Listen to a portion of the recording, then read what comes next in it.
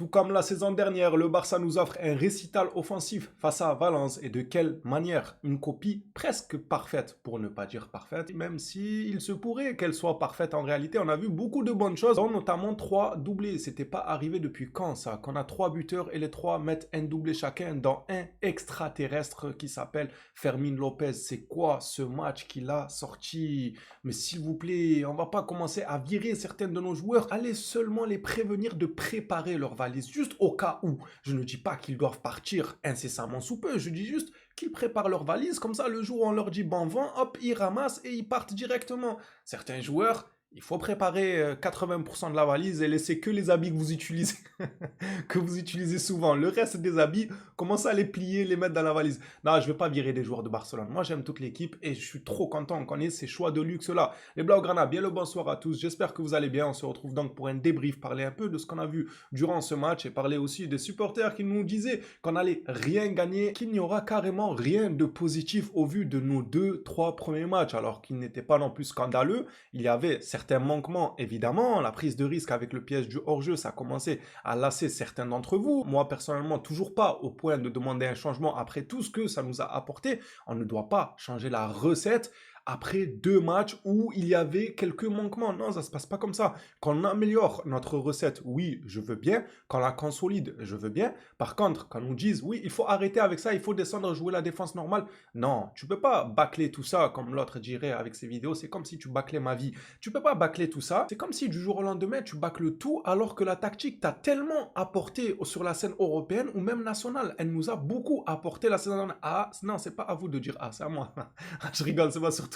Surtout ceux qui n'auront pas la ref, ils vont me prendre pour un fou. Bref, c'est un gars qui fait des pranks et ouais, je trouve ça marrant. Revenons maintenant au débrief. Les gars, sincèrement, certains en parlaient très vite. Vous avez tiré la sonnette d'alarme beaucoup trop vite. C'est le début de la saison. C'est normal qu'il y a des choses qui ne vont pas et on le répétait qu'il faut que ça se passe comme ça en début de saison et non pas à la fin de saison, lors du rush final, quand chaque point comptera pour la victoire finale. C'est pas à ce moment-là qu'on devra avoir des manquements. Non, c'est les 2, 3, 4, 5, 6 premiers matchs de championnat. C'est là où il faudra régler la mire et on dirait que ce soir, ils l'ont réglé. C'est vrai que défensivement parlant, quelle conclusion on pourrait tirer de ce match? Koubarsi et Eric Garcia, ça a été solide. Certains viendront nous dire que oui, mais en même temps, l'attaque de Valence n'a pas existé. J'aimerais vous donner raison et vous dire oui, c'est vrai. L'attaque de Valence était nulle. Ils ont tous joué bloc bas. Donc la défense, on ne peut pas la juger. Moi, je veux quand même voir le verre à moitié plein quand même. J'aimerais dire que si l'attaque de Valence n'a pas existé, c'est parce que le collectif de Barcelone a été surpuissant avec ce pressing aussi bien exécuté. C'est parce que le Barça a bien pressé, notamment la défense y compris. Il n'y a pas que les milieux de terrain et les attaquants qui pressent. La défense a joué un rôle dans ce pressing. C'est parce que ce pressing-là a été coordonné de cette manière que l'attaque de Valence n'a pas existé. Vous voyez ce que je veux dire ou pas? Parce que ça serait la facilité et un énorme raccourci que de dire oui, mais la défense n'a rien eu à faire, on ne peut pas juger leur match parce que l'attaque n'a pas existé. Et si on se demandait pourquoi l'attaque n'a pas existé, on verrait certainement que c'est dû au pressing de Barcelone, donc notamment ceux de la défense. Moi j'ai vu du bon sur cette défense, même si Eric Garcia, je le préfère quand même en défenseur droit, mais aujourd'hui ça a été solide. Après, je ne dis pas là qu'ils ont eu un énorme boulot à faire non plus. Attention, on verra contre des équipes qui sont un peu plus joueuses, certainement comme Newcastle ou encore le Paris Saint-Germain. C'est sûr que c'est là où on pourra dire ouais, la défense, ça va ou ça ne va pas, c'est sûr. Mais je dis juste qu'on ne met pas tout à la poubelle. Il ne faut pas faire des raccourcis hâtifs comme ça. On a vu, vous vous êtes précipité à nous dire que la saison va être nulle. Hop, ils nous sortent un bon match. Qu'est-ce que vous allez dire maintenant? Que la saison va être bonne? On va pas non plus retourner nos vestes toutes les 90 minutes. Il faut garder une certaine ligne de conduite et essayer de prendre du recul sur ce qu'on voit. Moi, ce que je dis aujourd'hui par rapport à la défense, c'est qu'on ne doit pas prendre le raccourci de se dire c'est que l'attaque n'a pas existé, du coup ils n'ont pas de boulot, du coup on ne peut pas les juger. On peut quand même tirer quelques petits enseignements. Pour ma part, évidemment, ce n'est que moi, tout en vous accordant le fait que des équipes plus joueuses auraient pu nous mettre un peu plus à mal. En tout cas, le pressing, moi, aujourd'hui, je l'ai trouvé très cohérent. J'ai beaucoup apprécié. J'ai vu un Barça conquérant qui a voulu mettre le pied sur le ballon et asphyxier l'adversaire. Ils n'ont pas su quoi faire. Ils me faisaient tellement de la peine, les joueurs de Valence, qu'à un moment donné, je voulais qu'on leur donne une boussole pour qu'ils se dirigent, qu'on leur dise, hop, la cage, elle est plutôt vers là, vous suivez la boussole et vous allez vers la cage. Ils n'arrivaient pas à se diriger sur le terrain. Et Juan, notre cher Garcia, quelqu'un a eu des nouvelles appel de notre gardien durant le match. Non, parce qu'il a fallu attendre la 70e minute pour que Valence fasse un tir. C'est pour dire à quel point on les a asphyxiés et on a annihilé toutes leurs probables occasions ou constructions. Ils ont eu du mal à mettre le pied sur le ballon, ne serait-ce que faire 2-3 passes, ce n'était pas évident avec un Barça en jambes comme ça. Évidemment, le milieu de terrain a répondu présent dans ce pressing et ça commençait même en attaque. Mais j'ai envie quand même de parler de Pedri. Ouais, Pedri les gars, encore un match clinique. Est-ce que vous êtes lassé ou pas du fait que Pedri enchaîne match après match très très propre? Perso, non. Je ne serai jamais lassé de son football. C'est n'importe quoi. Comment à chaque fois qu'il reçoit un ballon dans des situations un peu compliquées, le ballon il ressort propre. Ça veut dire tu sais que ça lui donne le ballon en catastrophe, tu vas te dire ah danger. Le gars, il reçoit le ballon, il te le ressort propre, tu dis ah, plus danger. Dès que ça passe par Pedri, c'est plus danger, c'est la douane. Le mec. Il vérifie tous les bagages du ballon et il le laisse passer. Non, il est incroyable, il est trop clinique. Je tiens à saluer aussi le match de Casado. Je trouve qu'il est très intéressant. C'est pour ça que je ne voulais pas son départ et je vous ai dit que ce joueur a encore une petite histoire à écrire à Barcelone. Il a encore des choses à nous montrer. À chaque fois qu'il joue, je vois une maîtrise de balle à Barcelone. J'ai beaucoup aimé son match comme la plupart des individualités, mais s'il y en a un qui m'a choqué, c'est Fermín Lopez. Ouh, le match de Fermín, les gars. Non, mais c'est incroyable, ce joueur-là. Et dire que son quiproquo avec Gavi nous a fait dire qu'il faut s'en séparer de un ou de l'autre, il faut virer quelqu'un, il va faire des histoires dans les vestiaires. J'espère que ça s'est réglé d'ailleurs, leur petite querelle d'enfant de 10 ans. Réglez ça bien, les gars, on a une longue saison qui nous attend. Mais sur le terrain, qu'est-ce qu'il répond présent? C'est incroyable. Pied gauche, pied droit, finition, appel de balle, ouverture, pressing, technique, mais il est trop fort. Je ne vois aucun point faible sur Fermín. Il a été étincelant et j'avais beau apprécier le match, mais je pensais à Olmo. Je me disais, qu'est-ce qui doit se passer dans sa tête à Olmo? Qu'est-ce qu'il doit se dire à ce moment même?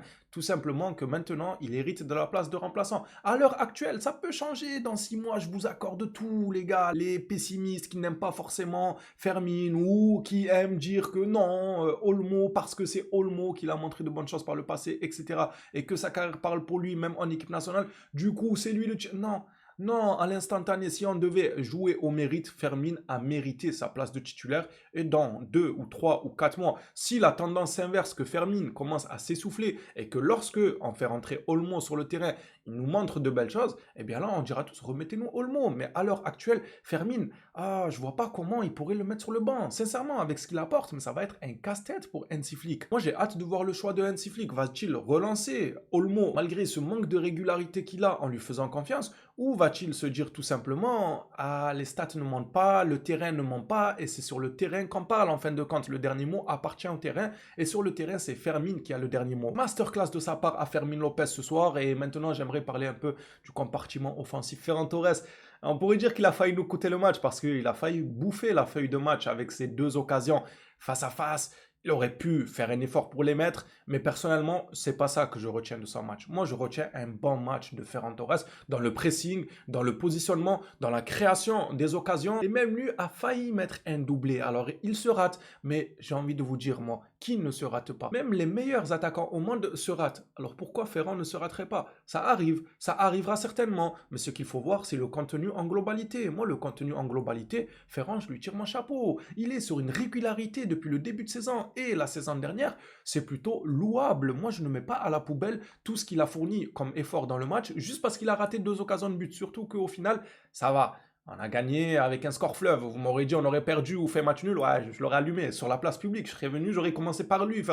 Comment tu rates ça? Comment c'est pas... Mais là, tranquille, on peut se permettre d'être un peu plus souple. Mais c'est vrai qu'il va devoir régler la mire lui aussi de son côté, être un peu plus chirurgical parce que là, c'est mignon, on a gagné, on ne dit rien. Mais dans un match où ça se joue à 1 ou 2 buts, ce genre d'occasion, Ferran, il faudra les mettre au fond. Je tiens quand même à ne pas mettre à la poubelle le contenu de son match que j'ai apprécié personnellement, même si certains, quand il s'agit de Ferran, ils ont un peu plus de mal de dire oui que à d'autres. Par exemple, là, Ferran, j'en suis persuadé qu'il y en a qui vont me dire il a fait un match nul, mais c'est pas grave, c'est la vie de chacun. Pour moi, il est loin d'avoir fait un match nul, bien au contraire. Parlons maintenant de Rashford qui commence un peu à prendre ses marques, ça fait plaisir. Il a fait quelques rushs, quelques chevauchés balle au pied, notamment une passe décisive à Rafinha. Rafinha qui est puni du match là, de la première mi-temps, incroyable. On va revenir sur ça. Mais du coup, Rashford, il commence à prendre ses aises, mais j'ai l'impression quand même qu'il va galérer face au bloc bas. En fait, j'ai l'impression que ses meilleures occasions, ça a souvent été lorsqu'il a de l'espace, parce qu'on le sait, c'est pas un secret.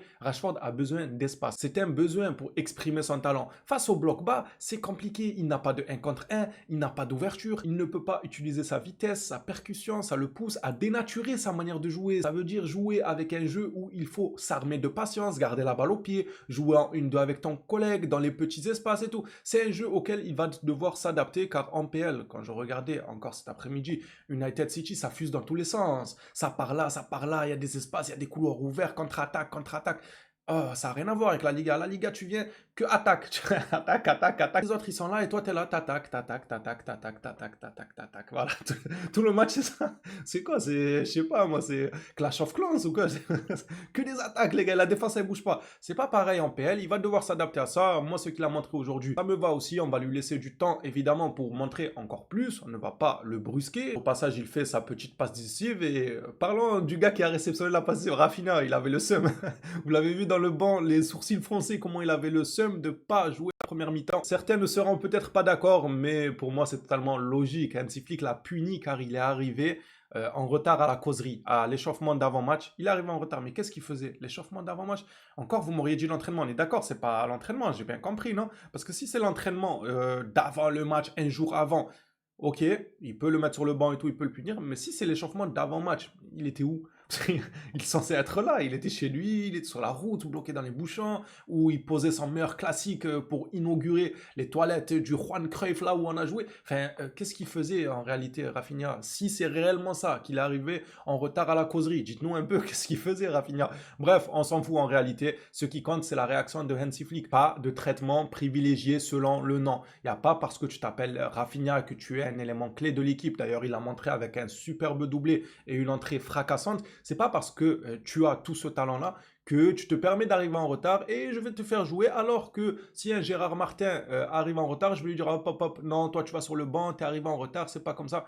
Pas de traitement de faveur. Voilà, c'est ça le terme avec Hansi Flick. Peu importe qui tu es, tu viens en retard, tu goûtes au banc, il faut être à l'heure, il faut être discipliné. Et c'est comme ça qu'on construit une grande équipe. Blaugrana, ce Barça-là m'a beaucoup plu. Juan Garcia s'est bien reposé. J'espère que tout ce repos qu'il a eu durant ce match, il en aura plein dans des matchs de Liga où il ne verra pas l'attaque de l'équipe adverse. J'espère qu'il gardera toute cette énergie pour l'exploiter lors des matchs où on subira des attaques, notamment Newcastle, le PSG ou encore d'autres équipes qu'on affrontera au cours de la saison. Les phénomènes, dites-moi vous ce que vous en avez pensé de ce match. Ah, au passage, on a vu aussi le retour de Marc Bernal, ça fait plaisir, il refoule les terrains et avec une passe décisive au passage à Lewandowski, superbe le doublé de Lewandowski, j'ai failli l'oublier lui aussi, mais c'est normal, quand on réagit à chaud, je ne peux pas couvrir toutes les actions et les détails du match. Excusez-moi comme d'habitude, si on oublie quelques détails, superbe le doublé de Lewandowski, bravo à Bernal, retour lui aussi fracassant comme toute l'équipe aujourd'hui avec notamment une passe décisive. Les phénomènes, hâte d'avoir vos avis dans l'espace commentaire concernant le match, dites-moi un peu ce que vous en avez pensé, on s'attrape à la prochaine sur le Barça, d'ici là prenez soin de vous les Blaugrana.